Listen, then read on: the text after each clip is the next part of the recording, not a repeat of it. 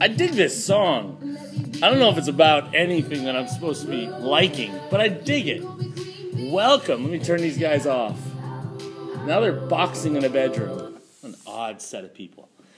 Welcome to Ludden Hall 201. Got my jacket on because it is freezing. Monday morning, December 8th. Cold outside and cold inside. We're saving money on the heating bills so that we don't have a revolution. Louis could have learned something for us. This is our next installment in the AP European History, in case you missed it. And we're on page 5 of the study guide.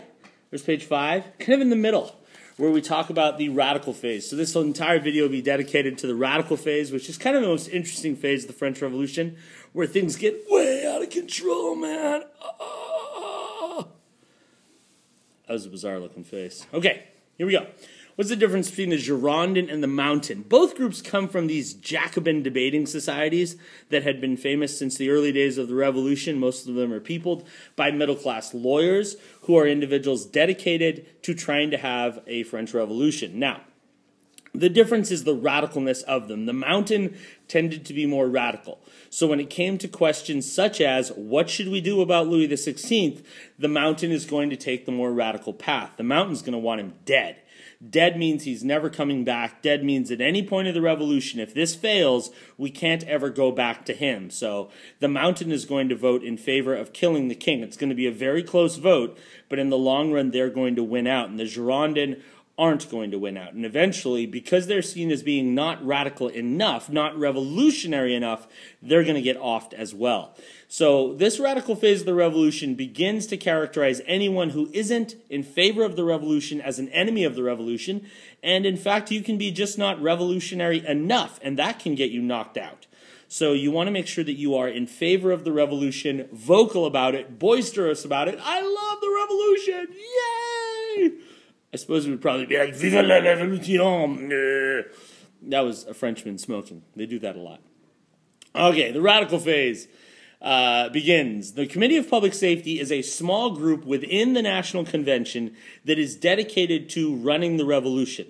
So, although the radical phase of the revolution is a republic, where nearly every man would have a vote, they voted for individuals in the National Convention, and then the National Convention distilled down to a group of about 10 or 12 guys who are actually going to make the decisions. The leader of that group is Maximilien Robespierre, who's been an outspoken member of the National Assembly and also the Legislative Assembly over time, and therefore he is seen at the forefront of the revolution.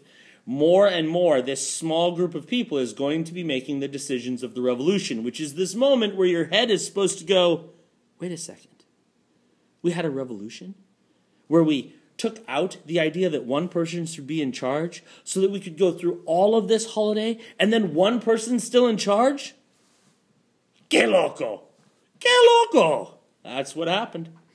The sans-culottes are going to support the radical phase of the revolution. The sans-culottes are people who live in Paris and other urban areas. Generally speaking, they're artisans, and their biggest concern is going to be the stability of prices and wages. That's what they're concerned about. As long as the radical phase of the revolution can continue to provide those goods at a consistent, reasonable price and make sure that their wages stay high and the economic climate continues to be favorable, they'll have the support of the sans-culottes. Now, eventually the sans-culottes are going to get mad at the revolution, and the revolution is going to turn on them too. Big shocker. Flipping the page. Page 6. As a part of the Republic of Virtue, that's the phrase, Republic of Virtue, how did the French attempt to win the war? Well, they put together an enormous army, and at one point it's well over 1 million men, and it's an army of the French people. Why is that different? Because these aren't hired thugs. These aren't mercenaries. They are legitimately Frenchmen who are giving themselves for the cause of the revolution and for the republic. In that sense, it's a national army, and this word nationalism is going to come up again and again. It's this notion of a love for your country, for your culture, for the institutions that make up the particular, in this case, French governing society. Not Prussian, not Italian, not English.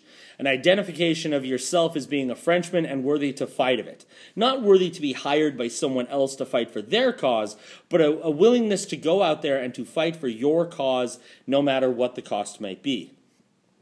How were enemies of the revolution treated? Shwapang! Shwapang! That is the guillotine at work. Probably not as good as it worked, but there it is.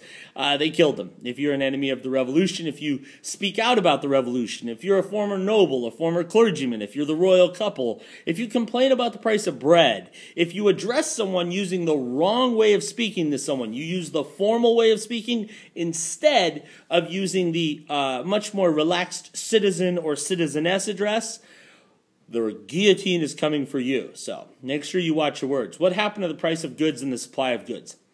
Now, Adam Smith had said that you're supposed to leave the economy on its own and not monkey with it. During the French Revolution, they completely ignored that.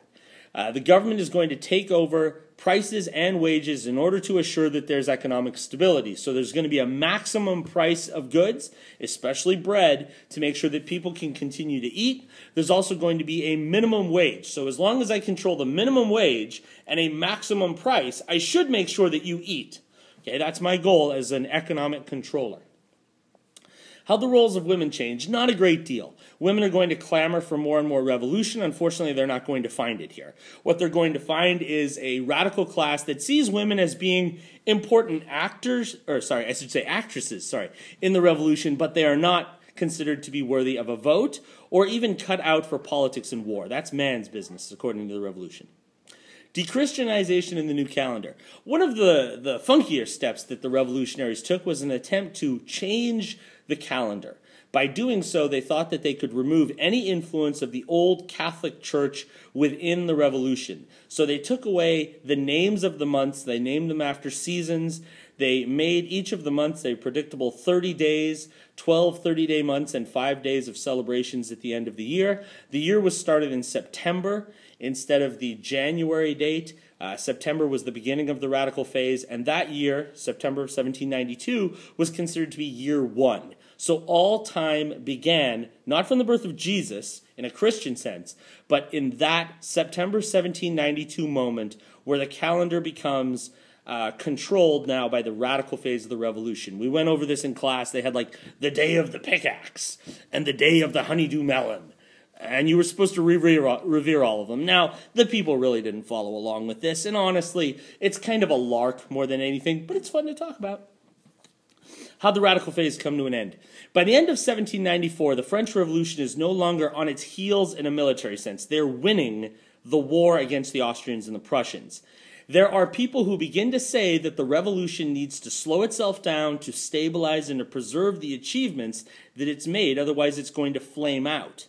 Robespierre and the Committee of Public Safety see these people as being anti-revolutionary. Many of them are killed. And over time, the Committee of Public Safety itself begins to believe that unless they slow down Robespierre, everyone's going to get killed, including themselves. And Robespierre is eventually shouted down, and that ends the radical phase of the revolution. And we trickle towards a phase called the Reactionary Phase. And in the Reactionary Phase, the government looks something like the middle-class dominated government of 1791. We're going to have a top group of individuals called the Directory, 5 of them, followed then by a council of 250 elders, and then a council of 500 elected members of an assembly. That sort of layering is to assure that the power of one person, a la Louis XVI or Maximilien Robespierre, doesn't take over the French society. By doing that, the French were hoping to have a much more efficient government. What they got was a much less efficient government and really set the stage for a strong man to sweep in and take over the society, and that's going to be Napoleon Bonaparte. That'll be in our next installment. Be well, stay warm.